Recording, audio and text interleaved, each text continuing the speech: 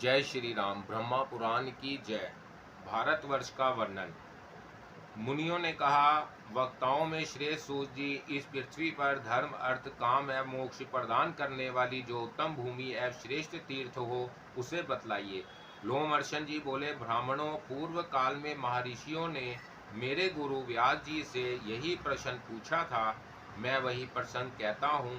कुरुक्षेत्र की बात है। बुद्धिमानों में श्रेष्ठ व्यास जी, जो सब शास्त्रों के विधान, महाभारत के रचयिता, आध्यात्मिक निष्ठा, सर्वज्ञ, सब भूतों के हित में संलग्न, पुराण और अगमों के वक्ता तथा वेद वेदांगों के पारंगत पंडित है, अपने परम पवित्र आश्रम में बैठे हुए थे। भांति भांति के पुष्प उस आश्रम की शोभा बढ़ा रहे थे। उसी समय उत्तम व्रत का पालन करने वाले अनेक महर्षि उनके दर्शन के लिए आए। कश्यप, जमदग्नि, भारद्वाज, गौतम, वशिष्ठ, जैमिनी, धौम्य, मार्कंडे, वाल्मीकि, विश्वामित्र, शतानंद, वत्स्य, गार्गे, असुरी, सुमंतु, भार्गव, कानव, मेधातिथि, मांड मांडव्य, चैवन, ध्रुम, असित, देवल, मोद्रल्य, तृणयज्ञ, पिपलाद, अकृत, व्रक, सनवर्त, कौशिक, रेभ्य, मैत्रे, हरित, शनिडल्ले, विभांड, दुर्वासा, लोमश, नारद, पर्वत, वेशंपायन, गालव, भास्करी, पूरन, सुत, पुलत्स्य, कपिल, पुलह, देवस्थान, सनत कुमार, पेल, कृष्णा तथा कृष्णानुभौतिक, ये तथा और भी बहुत से मुनिवर सत्यवती नंदन व्यास को घेर कर बैठे गए। उनके बीच में व्यास जी नक्षत्रों से घिरे हुए चंद्रमा की भांति शोभा पाते थे। कुछ बातचीत के बाद उन्होंने व्यास जी से अपना संदेह इस प्रकार पूछा। मुनि बोले, मुने, आप वेद शास्त्र, पुराण, तंत्र शास्त्र, महाभारत, भूत, वर्तमान, भविष्य तथा संपूर्ण वाङ्मय का ज्ञान रखते हैं। यह संसार एक समुद्र के समान है, इसमें दुख ही दुख भरा है। यह कष्टमय एवं निसार है। इस भयानक भव सागर में राग रूपी ग्रह रहते हैं। यह विश्व रूपी जल से भरा रहता है। इंद्रियां ही इसमें भंवर है। यह क्षुधा, पिपासा आदि सैकड़ों उर्मियों से व्यापक है। इसे मोह रूपी कीचड़ से मलिन बना रह रखा है। लोभ की गहराई के कारण इसके पार जाना अत्यंत कठिन है। हम देखते हैं कि संपूर्ण जगत इसमें डूबकर कोई सहारा ना पा सकने के कारण अचेत बहा जा रहा है। अतः आपसे पूछते हैं, इस भयंकर संसार में कौन कौन सा साधन कल्याणकारी है? इस बात का उपदेश देकर आप संपूर्ण लोगों का उद्धार कीजिए। इस पृथ्वी पर जो परम दुर्लभ मोक्षदायक क्षेत्र एवं कर्म भूमि है, उसे बतलाइए, हम इसका श्रवण करना चाहते हैं। व्यास जी ने कहा, पूर्व काल में महर्षियों ब्रह्मा जी के साथ जो संवाद हुआ था, उसे आप सब लोग सुने। नाना रत्नों से विभूषित मेरुगिरी के विशाल शिखर पर भगवान ब्रह्मा जी विराजमान थे। देवता, दानव, गंधर्व, यक्ष, विद्याधर, नाग, मुनि तथा सिद्ध उनकी सेवा में उपस्थित थे। उस समय भृगु आदि महर्षियों ने पितामह को प्रणाम करके इस प्रकार प्रश्न किया, भगवान, इस पृथ्वी पर कर्म भूमि कौन है तथा दुर्लभ मोह क्षेत्र कौन है, यह बताने की कृपा करें। ब्रह्मा जी बोले, मुनिवरों, सुनो, इस पृथ्वी पर भारतवर्ष की कर्म भूमि बतलाया गया है। वह परम प्राचीन, वेदों से संबंध रखने वाला तथा भोग और मोक्ष प्रदान करने वाला है। उत्तम क्षेत्र है। वही किए हुए कर्मों के फल रूप से स्वर्ग और नरक प्राप्त होते हैं। भारतवर्ष में पाप या पुण्य करके मनुष्य निश्चय ही उसके अशुभ अथवा शुभ फल का भागी होता है। वहाँ ब्राह्मण आदि वर्ण भली भांति संयम पूर्वक रहते हुए अपने कर्मों का अनुष्ठान करके उत्तम सिद्धि को प्राप्त होते हैं।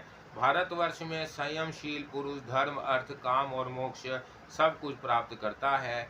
इंद्र आदि देवताओं ने भारतवर्ष में शुभ कर्मों का अनुष्ठान करके देव तत्व प्राप्त किया है। इनके सिवा अन्य जितेंद्रिय पुरुषों ने भी भारतवर्ष में शांत, वीतराग एवं मत्स्य रहित जीवन बिताते हुए मोक्ष प्राप्त किया है।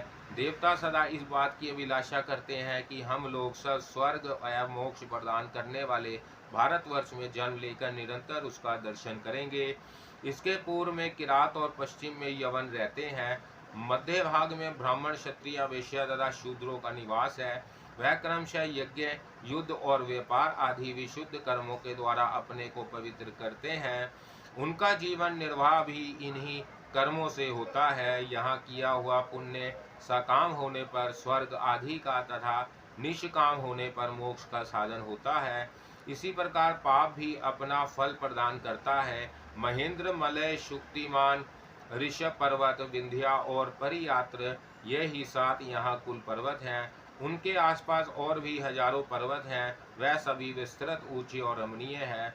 उनके शिखर भांति भांति के और सुंदर हैं।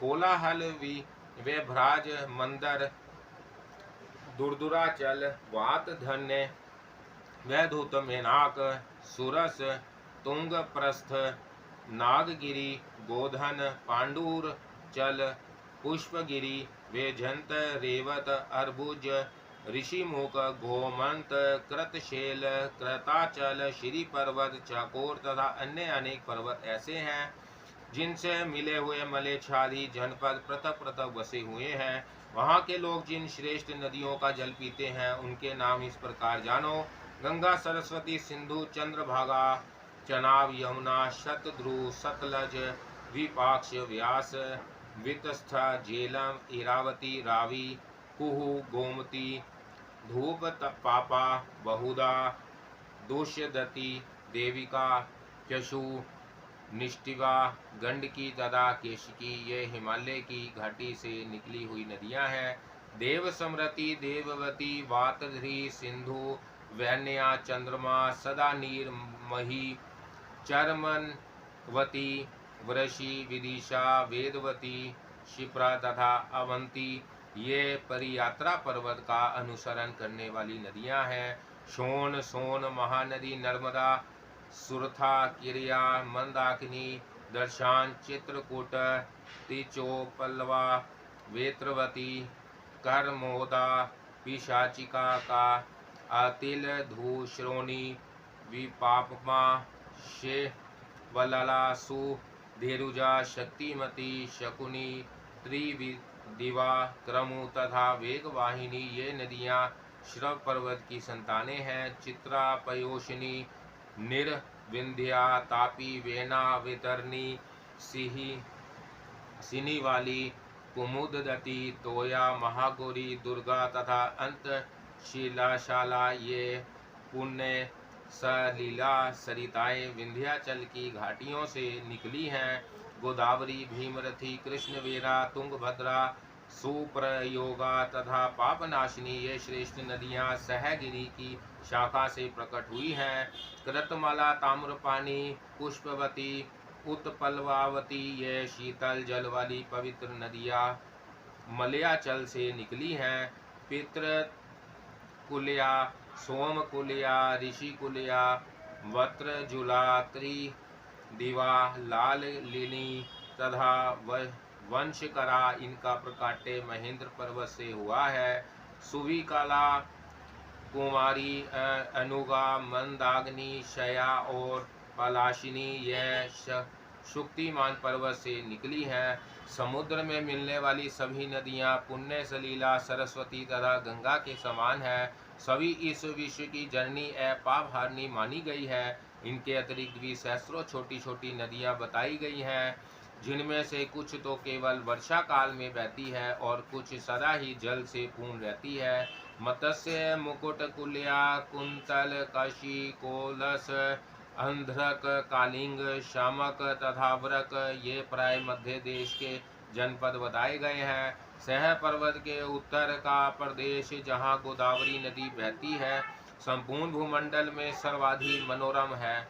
वानप्रस्थ और संन्यास आश्रम के धर्मों का पालन करने से जो फल होता है, कुआं, बावली आदि खुदवाने, बगीचे लगाने, यज्ञ करने तथा अन्य शुभ कर्मों के अनुष्ठान से जो फल मिलता है, वह सब केवल भारतवर्ष में ही सुलभ है। ब्राह्मणों, भारतवर्ष के समस्त गुणों का वर्णन करने में कौन समर्थ हो सकता है? इस प्रकार मैंने भारतवर्ष का वर्णन किया। यह सबसे उत्तम, सब पापों का नाश करने वाला, पवित्र, धन्य तथा बुद्धि को बढ़ाने वाला है। जो सदा अपनी इंद्रियों को वश में रखकर इस प्रसंग का पाठ श्रवण करता है, वह सब पापों से मुक्त हो भगवान विष्णु के लोक में जाता है। जय श्री राम। ब्रह्मा पुराण की जय। तीर्थ वर्णन। मुनियों ने कहा, धर्म के ज्ञाता सूत जी, पृथ्वी पर जो जो पवित्र तीर्थ और मंदिर है उनका वर्णन कीजिए। इस समय हमारे मन में उन्हीं का वर्णन सुनने की इच्छा है। लोमहर्षण जी बोले, जिसके हाथ पैर और मन काबू में हो तथा जिसमें विधा तप और कीर्ति हो, वह मनुष्य तीर्थ के फल का भागी होता है।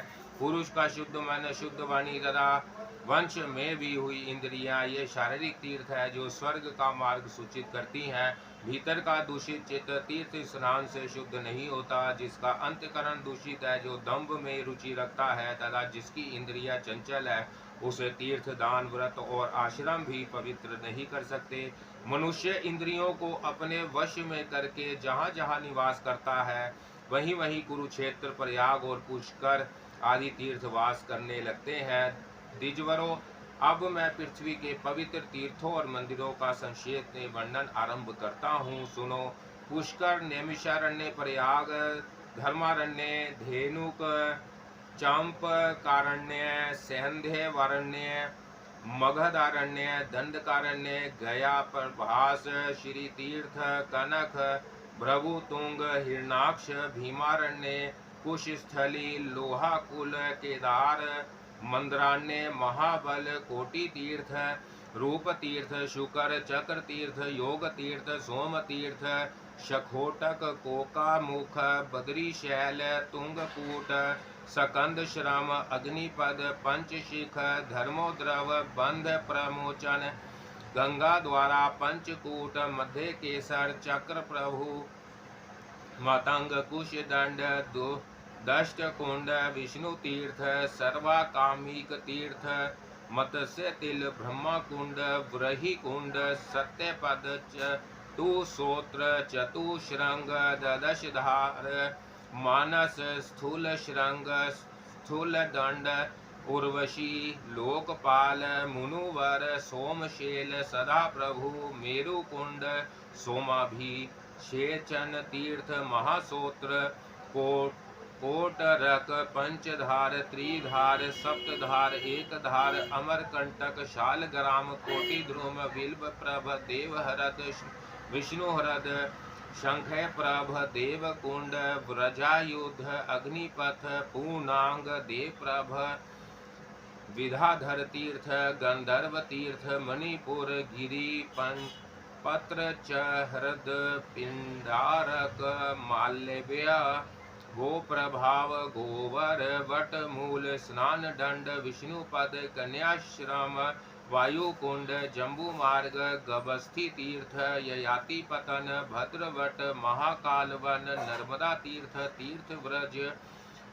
अब्रुद, पिंग तीर्थ, वशिष्ठ तीर्थ, पृथु संगम, देवार्षिक, पितृचरक, ऋषि तीर्थ, ब्रह्मातुंग, वसु तीर्थ, कुमारिक, शक्र तीर्थ, पत्रचनद, रेणुका तीर्थ, पितामा, विमल तीर्थ, रुद्रपाद, मणिमान, माख्या, कामाख्या, कृष्ण तीर्थ, कुणिंगक, यजन तीर्थ,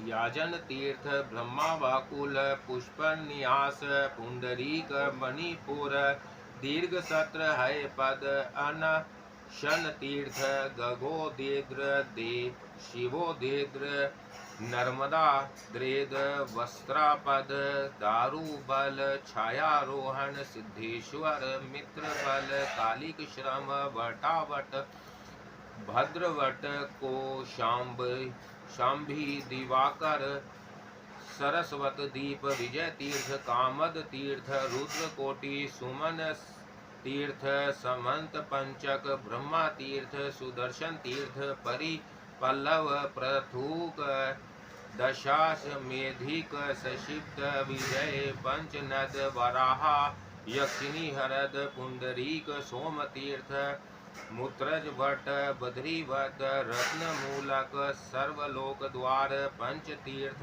कपिला तीर्थ, सूर्य तीर्थ, शंखिनी तीर्थ, गोभवन तीर्थ, यक्षराज तीर्थ, ब्रह्मावर्त, कालेश्वर, मात्र तीर्थ, शतवन तीर्थ स्नान लोमापहा मास संस्करण केदार ब्रहोधु उम्बर सप्तऋषि कुंड देवी तीर्थ जम्बुक तीर्थ इहास्पद कोटिकूट किन दान किन जय कारण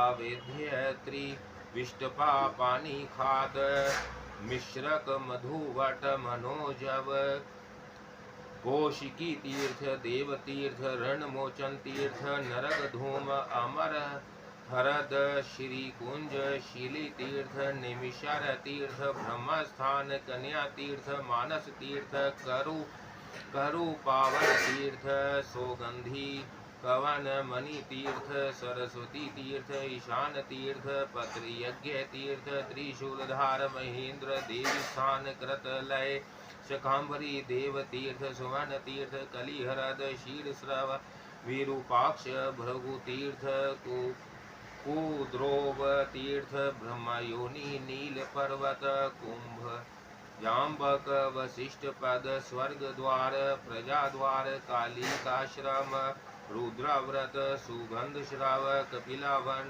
भद्र कर्ण हरद शंकु कर्ण हरद सप्तसारस वत औषण तीर्थ कपाल मोचन अवकीर्ण काम्यक चतुसमुद्रिक शतीक सह श्रीक रेणुका पंचवटक विमोचन स्थानु तीर्थ कुरु तीर्थ कुशु कुशध्वज विशेश्वर मानव कूप नारायण श्रम गंगा हरद बद्री पावन इंद्र मार्ग एक रात्र शीर कावास दधीच श्रुत तीर्थ कोटि तीर्थ स्थली भद्रकाली हरद अरुंधति वन वन ब्रहावत अशववेदी कुब्जावन युवना प्रभव वीर प्रमोक्ष सिंधु शुश्रशी कुल्या कृतिका उर्वी संकरण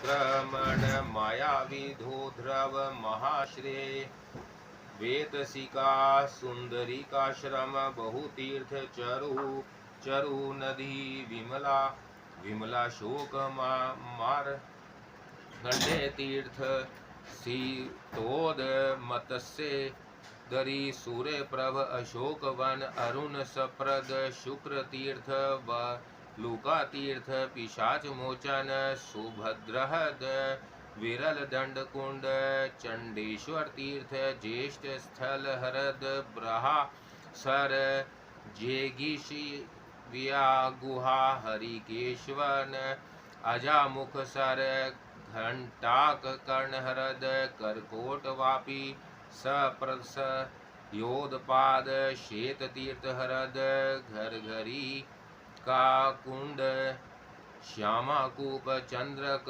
तीर्थ श्याम शासन स्तंभकूप विनयाकहद सिंधु द्रवकूप ब्रहासर रुद्रावास नाग तीर्थ पुलोम तीर्थ भद्रहत शीरसर प्रेताधार कुमार तीर्थ कुशावर्त दधि कर्णोपानक श्रृंग तीर्थ महातीर्थ महानदी गए शीर्थ अक्षयवट कपिला हरद घृदवट सावित्री हरद प्रभासन शीतवन योनि द्वार धन नयक कोकिला तीर्थ मतंग हरद पितृकूप सप्तकुंड मणिरत्न हरद कौशिक्या तीर्थ भरत तीर्थ ज्येष्ठ लीका तीर्थ कल्पसर कुमार धारा श्रीधारा गौरी शिखर पुनः शुनहा कुंड नंदी तीर्थ कुमारवास श्रीवास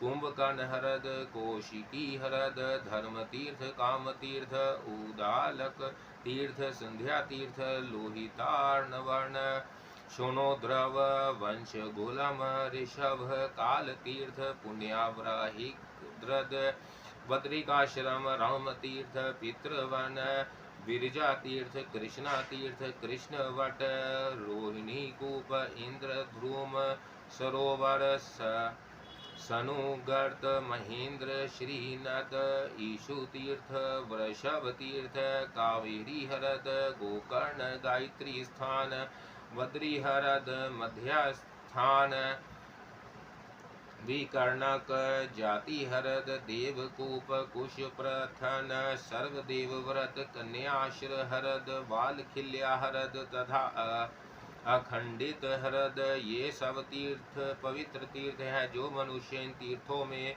उत्तम श्रद्धा से संपन्न हो उपवास एवं इंद्रिय संयम पूर्वक विधिवत स्नान देवता ऋषि मनुष्य तथा पितरों का तर्पण देवताओं का पूजन एवं 3 रात्रि तक निवास करता है। वह प्रत्येक तीर्थ के पृथक पृथक फल से अक्षय मेघ यज्ञ का पुण्य प्राप्त करता है। इनमें तनिक भी संदेह नहीं है। जो प्रतिदिन इस उत्तम तीर्थ में तुम्हें को सुनता पढ़ता अथवा सुनाता है वह सब पापों से मुक्त हो जाता है।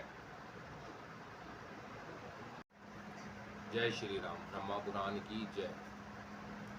ग्रहों तथा भू आदि लोकों की स्थिति, श्री विष्णु शक्ति का प्रभाव तथा शिशु मार चक्र का वर्णन। मुनियों ने कहा, महाभाग लोमहर्षण जी, अब हम भू आदि लोकों का, ग्रहों की स्थिति का तथा उनके परिमाण का यथार्थ वर्णन सुनना चाहते हैं। आप कृपा पूर्वक बतलाइए। लोमहर्षण जी बोले, सूर्य और चंद्रमा की किरणों से समुद्र, नदी और पर्वतों सहित जितने भाग में प्रकाश फैलता है उतने भाग को पृथ्वी कहते हैं। पृथ्वी विस्तृत होने के साथ ही गोलाकार है। पृथ्वी से 1 लाख योजन ऊपर सूर्य मंडल की स्थिति है और सूर्य मंडल से लाख योजन दूर चंद्रमंडल स्थित है। चंद्रमंडल से लाख योजन ऊपर संपूर्ण नक्षत्र मंडल प्रकाशित होता है। नक्षत्र मंडल से 2 लाख योजन ऊंचे बुध की स्थिति है। बुध से 2 लाख योजन शुक्र स्थित है। शुक्र से 2 लाख योजन मंगल तथा मंगल से 2 लाख योजन ऊंचे देवगुरु बृहस्पति स्थित है। बृहस्पति से 2 लाख योजन ऊपर शनिश्चर है और उनसे 1 लाख योजन ऊंचा सप्तऋषि मंडल स्थित है। सप्तऋषि से लाख योजन ऊपर ध्रुव है जो समस्त ज्योतिर्मंडल के केंद्र है। ध्रुव से ऊपर महालोक है जहाँ 1 कल्प तक जीवित रहने वाले महात्मा पुरुष निवास करते हैं। उसका विस्तार 1 करोड़ योजन है। उसके ऊपर जनलोक है जिसका विस्तार 2 करोड़ योजन है। वही शुद्ध अंतकरण वाले ब्रह्मा कुमार सनंदन आदि महात्मा वास करते हैं। जनलोक से ऊपर उससे 2 चौगुन विस्तार वाला तपोलोक स्थित है जहाँ शरीर रहित वेराज आदि देवता रहते हैं। तपोलोक से ऊपर सत्यलोक प्रकाशित होता है जो उससे 6 गुना बड़ा है। वहाँ सिद्ध आदि एवं मुनिजन निवास करते हैं। वह पूर्ण जन अपूर्ण मृत्यु का निवारण करने वाला लोक है। जहाँ तक पैरों से जाने योग्य पृथ्वी वस्तु है उसे भूलोक कहा गया है। उसका विस्तार पहले बताया जा चुका है। भूमि और सूर्य के बीच में जो सिद्ध एवं मुनियों से सेवित प्रदेश है वह भूलोक कहा गया है। यही दूसरा लोक है। ध्रुव और सूर्य के बीच में जो 14 लाख योजन इस विस्तृत स्थान है उसे लोक स्थित का विचार करने वाले पुरुषों ने स्वर्ग लोक बतलाया है। भू भुवा और सवा इन्हीं तीनों को त्रिलोक्य कहते हैं। विद्वान ब्राह्मण इन तीनों लोकों को कृतक कहते हैं। इसी प्रकार ऊपर के जो जन तप और सत्य नामक लोक है वह तीनों अकृतक कहलाते हैं। कृतक और अकृतक के बीच में महालोक है जो कृतक कहलाता है। यह कल्पांत में जन शून्य हो जाता है किंतु नष्ट नहीं होता। ब्राह्मणों, इस प्रकार ये 7 महालोक बतलाए गए हैं। पाताल भी 7 ही हैं। यही समूचे ब्राह्मण का विस्तार है। यह ब्राह्मण ऊपर नीचे तथा किनारे की ओर से अंडक हाट द्वारा घिरा हुआ है। ठीक उसी तरह जैसे केथक बीज सब और छिलके से ढका रहता है, उसके बाद समूचे अंड कंटकह से 10 गुने विस्तार वाले जल के आवरण द्वारा यह ब्राह्मण आवृत है। इसी प्रकार जल का आवरण भी 12 की ओर से अग्निमय आवरण द्वारा घिरा हुआ है। अग्नि वायु से, वायु आकाश से और आकाश महत्व से आवृत है। इस प्रकार ये 7 आवरण उत्तरोत्तर 10 गुने बड़े हैं। महातत्व को आवृत पर करके प्रधान प्राकृतिक स्थित है। प्रधान अनंत है, उसका अंत नहीं है और ना उसके माव की कोई संख्या ही है। वह अनंत एवं असंख्यता बताया गया है, वही संपूर्ण जगत का उपादान है, उसे ही परा प्रकृति कहा गया है। उसके भीतर ऐसे ऐसे कोटि ब्रह्मांड स्थित है, जैसे लकड़ी में आग और तिल में तेल व्यापत रहता है, उसी प्रकार प्रधान अर्थात प्राकृतिक में चेतन पुरुष व्यापत है। यह प्रकृति और पुरुष एक दूसरे से आश्रित हो भगवान विष्णु की शक्ति से टिके हुए हैं। श्री विष्णु की शक्ति ही प्राकृतिक और पुरुष के पृथक एवं संयुक्त होने में कारण है। विप्रवरो वही सृष्टि के समय प्राकृतिक में शोभ का कारण होता है, जैसे वायु जल के कणों में रहने वाले शीतलता को धारण करती है, उसी प्रकार भगवान विष्णु की शक्ति प्राकृतिक पुरुष रूप संपूर्ण जगत को धारण करती है। जैसे प्रथम बीज से मूल तने को शाखा आदि सहित विशाल वृक्ष उत्पन्न होता है, फिर उस वृक्ष से अन्याय बीज प्रकट होते हैं और उन बीजों से भी पहले ही जैसे वृक्ष उत्पन्न होते रहते हैं, उसी प्रकार पहले अव्याकृत प्राकृतिक से महातत्व आदि उत्पन्न होते हैं, फिर उनसे देवता आदि प्रकट होते हैं, देवताओं से उनके पुत्र और उन पुत्रों के भी पुत्र रहते हैं। जैसे एक वर्ष से दूसरा वृक्ष उत्पन्न होने पर पहले वृक्ष की कोई हानि नहीं होती, उसी प्रकार नूतन भूतों की सृष्टि से भूतों का हास नहीं होता। जैसे समीपवर्ती होने मात्र से आकाश और काल आदि भी वृक्ष के कारण है, उसी प्रकार भगवान श्री हरि स्वयं विकृत ना होते हुए ही संपूर्ण विश्व के कारण होते हैं। जैसे धान के बीज में जड़, नाल, पत्ते, अंकुर, कांड, कोप, फूल, दूध, चावल, भूसी और कान सभी रहते हैं तथा अंकुरित होने के योग्य कारण सामग्री पाकर प्रकट हो जाते हैं, उसी प्रकार भित्र कर्मों में देव आदि सभी शरीर स्थित रहते हैं तथा कारणभूत श्री विष्णु शक्ति का सहारा पाकर प्रकट हो जाते हैं। वह भगवान विष्णु पर ब्रह्मा है, उन्हीं से यह संपूर्ण जगत उत्पन्न हुआ है, वह ही जगत स्वरूपा है तथा उन्हीं में इस जगत का लय होगा। वह पर ब्रह्मा और परम धाम स्वरूप है, सत और असत भी वह ही है, वह ही परम पद है। यह संपूर्ण चराचर जगत है, उनसे भिन्न नहीं है। वह ही अव्याकृत मूल प्रकृति और व्याकृत जगत स्वरूप है। यह सब कुछ उन्हीं में लय होता और उन्हीं के आधार पर स्थित रहता है। वह ही क्रियाओं के कर्ता है, उन्हीं का यज्ञों द्वारा यजन किया जाता है। यज्ञ और उसके फल भी वह ही है। योग आदि सब कुछ उन्हीं से प्रवृत्त होता है, उन श्री हरि से भित्र कुछ भी नहीं है। लोमहर्षण जी कहते हैं, आकाश में शिशुमार के आकार में जो भगवान का तारामय स्वरूप है, उसके पुच्छ भाग में ध्रुव की स्थिति है। ध्रुव स्वयं अपनी परिधि में भ्रमण करते हुए सूर्य, चंद्र आदि अन्य ग्रहों को भी घुमाते हैं। ध्रुव के घूमने पर उनके साथ ही समस्त नक्षत्र चक्र की भांति घूमने लगते हैं। सूर्य, चंद्रमा, तारे, नक्षत्र और ग्रह ये सभी वायुमयी डोरी से ध्रुव में बंधे हुए हैं। शिशुमार के आकार का आकाश में जो तारामय रूप बताया गया है, उसके आधार परम धाम स्वरूप साक्षात भगवान नारायण है, जो शिशुमार के हृदय देश में स्थित है। देवता, असुर और मनुष्यों सहित यह संपूर्ण जगत भगवान नारायण के ही आधार पर टिका हुआ है। सूर्य 8 महीनों में अपनी किरणों द्वारा रसात्मक जल का संग्रह करते हैं और उसे वर्ष काल में बरसा देते हैं। उस वृष्टि के जल से अत्र पैदा होता है और अत्र से संपूर्ण जगत का भरण पोषण होता है। सूर्य अपनी तीखी किरणों से जगत का जल लेकर उसके द्वारा चंद्रमा की पुष्टि करते हैं। धूम, अग्नि और वायु रूप मेघों में स्थापित किया हुआ जल अपभ्रष्ट नहीं होता, अथवा मेघों को अभ्र कहते हैं। वायु की प्रेरणा से मेघस्थ जल पृथ्वी पर गिरता है। नदी, समुद्र, पृथ्वी तथा प्राणियों के शरीर से निकला हुआ ये 4 प्रकार के जल सूर्य अपनी किरणों द्वारा ग्रहण करते हैं और उन्हीं को समय पर बरसाते हैं। इसके सिवा वह आकाश गंगा के जल को भी लेकर उसे बादलों में स्थापित किए बिना ही शीघ्र पृथ्वी पर बरसा देते हैं। उस जल का स्पर्श होने से मनुष्य के पाप पंख धुल जाते हैं, जिससे वह नरक में नहीं पड़ता। वह दिव्य स्नान माना गया है। कृतिका आदि विषम नक्षत्रों में सूर्य के दिखाई देते हुए आकाश से जो जल गिरता है, उसे दिग्गजों द्वारा फेंका हुआ आकाश गंगा का जल समझना चाहिए। उसी प्रकार भरनी आदि सम संख्या वाले नक्षत्रों में सूर्य के दिखाई देते हुए आकाश से जो जल गिरता है, वह भी आकाश गंगा का ही जल है, जिसे सूर्य की किरणें तत्काल ले आकर बरसाती है। यह दोनों ही प्रकार का जल अत्यंत पवित्र और मनुष्यों का पाप दूर करने वाला है। आकाश गंगा के जल का स्पर्श दिव्य स्नान है। बादलों के द्वारा जो जल की वर्षा होती है वही प्राणियों के जीवन के लिए सब प्रकार के अत्र आदि की पुष्टि करती है। अतः वह जल अमृत माना गया है। उसके द्वारा अत्यंत पुष्ट हुई सब प्रकार की औषधियाँ फलती पकती एवं प्रजा के उपभोग में आती है। उन औषधियों से शास्त्रदर्शी मनुष्य प्रतिदिन विहित यज्ञों का अनुष्ठान करके देवताओं को तृप्त करते हैं। इस प्रकार यज्ञ वेद ब्राह्मण आदि वर्ण संपूर्ण देवता पशु भूत गण तथा स्थावर जगम रूप संपूर्ण जगत है, ये सब वृष्टि के द्वारा ही धारण किए गए हैं। वृष्टि सूर्य के द्वारा होती है। सूर्य के आधार ध्रुव, ध्रुव के शिशुमार चक्र तथा शिशुमार चक्र के अक्षर साक्षात भगवान नारायण है। वह शिशुमार चक्र के हृदय देश में स्थित है।